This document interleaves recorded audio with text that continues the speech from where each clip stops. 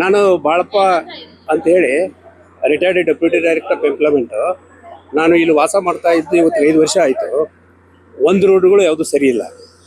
ಇನ್ನೊಂದು ಎಲೆಕ್ಟ್ರಿಸಿಟಿ ಏನು ಮಾಡಿದ್ದಾರೆ ಗೊತ್ತಾ, ಬೇಕಾದಷ್ಟು ಲೈನ್ಗಳನ್ನ ಎಳ್ಕೊಂಡ್ಬಿಟ್ಟಿದ್ದಾರೆ. ಬಟ್ ಎಲ್ಲ ಗಿಡಗಳೆಲ್ಲ ಅದ್ರ ಮೇಲೆ ಬಿದ್ದುಬಿಟ್ಟು ಸಾರ್ವಜನಿಕರು ತೊಂದರೆ ಆಗ್ತಾ ಇದೆ. ಅದ್ರ ಜೊತೆಗೆ ಇನ್ನೂ ಏನು ಮಾಡ್ತಾ ಇದ್ದಾರೆ ಅಂದರೆ ಭಾಳಷ್ಟು ಮಕ್ಕಳಿಗೂ ತೊಂದರೆ ಆಗಿದೆ. ಇದಕ್ಕಿಂತ ದೊಡ್ಡ ಸಮಸ್ಯೆ ಅಂದರೆ ಕಸದು. ಇದು ಕಳೆದ ಒಂದು 10-15 ವರ್ಷದಿಂದ ಇಲ್ಲೇ ಇರೋದ್ರಿಂದ ಭಾಳಷ್ಟು ಜನರಿಗೆ ತೊಂದರೆ ಆಗಿದೆ. ಯಾವ ರೀತಿ ತೊಂದರೆ ಆಗಿದೆ ಅಂತಂದರೆ, ಮಕ್ಕಳಿಗಂತೂ ಆರೋಗ್ಯ ತುಂಬ ಹಾಳಾಗ್ತಾ ಇದೆ. ಎಷ್ಟೋ ಹುಡುಗರಿಗೆ ಶ್ವಾಸಕೋಶಕ್ಕೆ ತೊಂದರೆ ಆಗಿದೆ. ಆನಂತರ ವಯಸ್ಸಿನವರಿರ್ತಕ್ಕಂಥ ಬದುಕಬಾರ್ದಂಥ ಪರಿಸ್ಥಿತಿಯಲ್ಲಿ ಇದ್ದಾರೆ. ಆನಂತರ ಅದರಲ್ಲಿ ಮಿಡ್ಲ್ ಫ್ಯಾಮಿಲಿದವರಿಗಂತೂ ಭಾಳ ಕಷ್ಟ ಆಗ್ತಾ ಇದೆ. ಆದರೆ ಹೆಣ್ಮಕ್ಳಿಗೂ ತುಂಬ ಕಷ್ಟ ಆಗ್ತಾ ಇದೆ.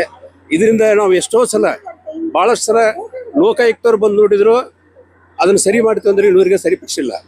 ಆನಂತರ ಅವ್ರು ಹೇಳಿದಂಗೆ ಅದನ್ನು ಮೇಂಟೈನ್ ಮಾಡ್ತೀವಿ ಅಂತಂದ್ರು. ಆ ಕಸದ ತೊಟ್ಟಿ ಬಗ್ಗೆ ಏನು ಮಾಡ್ತಾ ಇದ್ದಾರೆ ಗೊತ್ತಾರೆ, ಸರಿಯಾಗಿ ಸೂಪರ್ವೈಸನ್ ಕೂಡ ಮಾಡ್ತಾ ಇಲ್ಲ. ನಾವು ಮೊನ್ನೆ ಭೇಟಿ ಕೊಟ್ಟಾಗ ಅಲ್ಲಿ ಏನಾಯಿತು ಗೊತ್ತಂದರೆ, ಅದನ್ನು ಆ್ಯಕ್ಚುಲಿ ಯಾವ ಪ್ರಮಾಣದಲ್ಲಿ ಅದು ಕಸದು ತೊಂದರೆ ಆಗ್ತಾ ಇದೆ ಅಂತಕ್ಕಂಥ ಒಂದು ವಾಹನ ಸಹಿತ ತಂದು ನಿಲ್ಲಿಸಿದ್ರು. ಅಲ್ಲಿ ಏನಾಗಿದೆ ಗೊತ್ತಂದರೆ, ಅದನ್ನು ಯಾರೂ ಮೇಂಟೈನ್ ಮಾಡೋರಿಲ್ಲ. ಅದನ್ನು ಆಫ್ ಮಾಡಿ ಇಟ್ಟಿದ್ರು. ಅದನ್ನು ಆಫ್ ಮಾಡಿ ಇಟ್ಬಿಟ್ಟು ಅದೇ ರಿಪೋರ್ಟ್ ತೊಗೊಂಡೋಗ್ಬಿಟ್ಟು ಮತ್ತೆ ಏನು ಮಾಡ್ತಾರೆ ಗೊತ್ತಂದರೆ, ಈ ಗೌರ್ಮೆಂಟ್ ಕೊಡ್ತಾರೆ. ಗೌರ್ಮೆಂಟ್ ಕೊಟ್ಟಂತ ಏನು ಹೇಳ್ತಾರೆ ಗೊತ್ತಂದರೆ, ಈ ರಿಪೋರ್ಟು ಸರಿ ಇಲ್ಲ ಅಂತ ತಿಳ್ಕೊಂಡ್ಬಿಟ್ಟು ಎಲ್ಲರೂ ತಪ್ಪಾಗಿ ರಿಪೋರ್ಟ್ ಕೊಡ್ತಾ ಇದ್ದಾರೆ. ಅದಕ್ಕಾಗಿ ನಿಜವಾಗಿ ನಮ್ಮಲ್ಲಿ ಅನುಭವಿಸ್ತಕ್ಕಂಥ ಕಷ್ಟ ಯಾರಿಗೆ ಗೊತ್ತಂದರೆ, ಇಲ್ಲಿ ವಾಸ ಮಾಡತಕ್ಕಂಥ ವಯಸ್ಕರಿಗೂ ತ್ರಾಸಾಗ್ತಾ ಇದೆ, ಹಿರಿಯರಿಗಂತೂ ತುಂಬ ತ್ರಾಸಾಗಿದೆ, ಮಕ್ಕಳಿಗಂತೂ ಹೇಳ್ತಿದ್ದಂಗೆ ತ್ರಾಸಾಗಿದೆ. ಸಾಕಷ್ಟು ಪ್ರಮಾಣದಲ್ಲಿ ಶ್ವಾಸಕೋಶ ತೊಂದರೆಯಿಂದ ಬಳಲ್ತಾ ಇದ್ದಾರೆ. ಆ ನಂತರ ಇಲ್ಲಿ ಡ್ರೈನೇಜ್ ಸಿಸ್ಟಮ್ ಅಂತೂ ಮಾಡ್ತಾರೆ, ಅರ್ಧಕ್ಕೆ ಬಿಟ್ಟುಬಿಡ್ತಾರೆ. ಇನ್ನೂವರೆಗೆ ಎಷ್ಟೋ ಥರ ನಮ್ಮಲ್ಲಿ ದನಕರುಗಳು ಕೂಡ ಡ್ರೈನೇಜ್ ಇದರಲ್ಲಿ ಬಿಟ್ಬಿಟ್ಟಿದ್ದಾರೆ ಎಷ್ಟು ಸಲ. ಎರಡನೇದಾಗಿ ಇನ್ನೊಂದು ಏನಾಗಿದೆ ಅಂತಂದರೆ, ಈ ಕರೆಂಟ್ ಕೊಟ್ಟಿದ್ದಾರೆ ಅಂತ ಹೇಳ್ತಾರೆ. ಬೇರೆ ಬೇರೆ ಕಡೆಯಿಂದ ನಮ್ಗೆ ಏನು ಮಾಡ್ತಾರೆ ಗೊತ್ತಂದರೆ, ಲೈಟು ಬಲ್ಬು ಕೊಡ್ತು ಅಂತ ಹೇಳ್ತಾರೆ. ಕಡಿಮೆ ಪ್ರಮಾಣದಲ್ಲಿ ಬಲ್ಬು ಕೊಡೋದ್ರಿಂದ ಸರಿಯಾದ ಸ್ಥಳದಲ್ಲಿ ಏನಾಗ್ತಾ ಇದೆ ಗೊತ್ತಂದರೆ, ಈ ಕರೆಂಟ್ ವ್ಯವಸ್ಥೆ ಕೂಡ ಆಗ್ತಾ ಇಲ್ಲ. ಮತ್ತು ನೀರಿಂದ ಈಗ ಕೊಡ್ತಾ ಇದ್ದಾರೆ. ನೀರಿಂದ ಕೊಟ್ಟರು ಕೂಡ ಏನಾಗಿದೆ ಪ್ರಾಬ್ಲಮ್ ಅಂತಂದರೆ, ನೀರಿನ ಬಿಲ್ಗಳು ಸರಿಯಾಗಿ ಬರ್ತಾ ಇಲ್ಲ. ಬಿಲ್ಗಳು ಅಜಗಜಾಂತರ ಹಾಕ್ತಾ ಇದ್ದಾರೆ.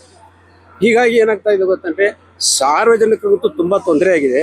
15 ಮಂದಿಯಿಂದ 20 ವರ್ಷದಿಂದ ಏನಾಗ್ತಾ ಇದೆ ಗೊತ್ತಂದರೆ, ಈ ಕಸದ ತೊಟ್ಟಿಯಿಂದ ಜನ ವಾಸನೆ ಮಾಡಬೇಕು ಅಥವಾ ಬಿಟ್ಟು ಹೋಗಬೇಕು. ಆನಂತರ ಹಬ್ಬ ಹರಿದಿನಗಳು ಬಂದ್ರಂತೂ ಯಾರು ಮನೆಯಲ್ಲಿ ಹಬ್ಬ ಮಾಡೋಕ್ಕಾಗಂಗಿಲ್ಲ. ಯಾಕಂತಾರ, ಹಬ್ಬ ಹರಿದಿನ ದಿವಸ ಏನಾಗ್ತಾ ಇದೆ ಗೊತ್ತಂದರೆ, ಬೇಕಾದಂಥ ಪರಿಸ್ಥಿತಿಯಲ್ಲಿ ನಾವು ಏನು ಚೆನ್ನಾಗಿ ಮಾಡಿದ್ರು ಕೂಡ ಈ ಯಾವುದಾದ್ರೂ ಒಂದು ಎಣ್ಣೆ ಪದಾರ್ಥ ಹುರಿದ್ರು ಕೂಡ ಅದರಲ್ಲಿ ಎಲ್ಲ ನನ್ಗಳೆಲ್ಲ ಬಿದ್ದುಬಿಟ್ಟಿದೆ.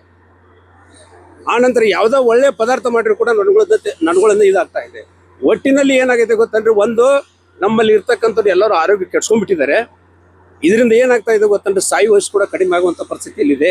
ಅದಕ್ಕಾಗಿ ಏನು ಮಾಡಬೇಕಾಗಿದೆ ಗೊತ್ತಂದರೆ, ಸಂಬಂಧಪಟ್ಟಂಥ ಜನಪ್ರತಿನಿಧಿಗಳು, ಸರ್ಕಾರ ಒಂದು ಸಲ ಬಿಟ್ಟು 2 ಸಲ ಏನಾಗುತ್ತೆ ಗೊತ್ತಂದರೆ ಮೇಲ್ವಿಚಾರಣೆ ಮಾಡಿ ಬಂದವರಿಗೆಲ್ಲ ಏನಾಗುತ್ತೆ ಗೊತ್ತಂದರೆ ನೋಡ್ಕೊತಾರೆ, ಹೋಗ್ತಾರೆ ಅಷ್ಟೇ.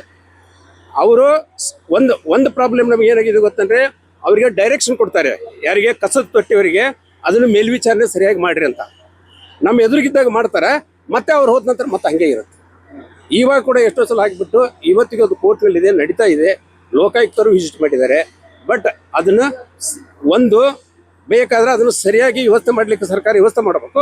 ಇಲ್ಲಾಂದ್ರೆ ಒಂದೇ ಸಲಕ್ಕೆ ಅದನ್ನು ಶಿಫ್ಟ್ ಮಾಡಿದ್ರೆ ಎಲ್ಲರೂ ನೆಮ್ಮದಿಯಾಗಿರ್ಬೋದು ಅಂತ ಹೇಳಿ ನಾನು ಹೇಳ್ತೀನಿ.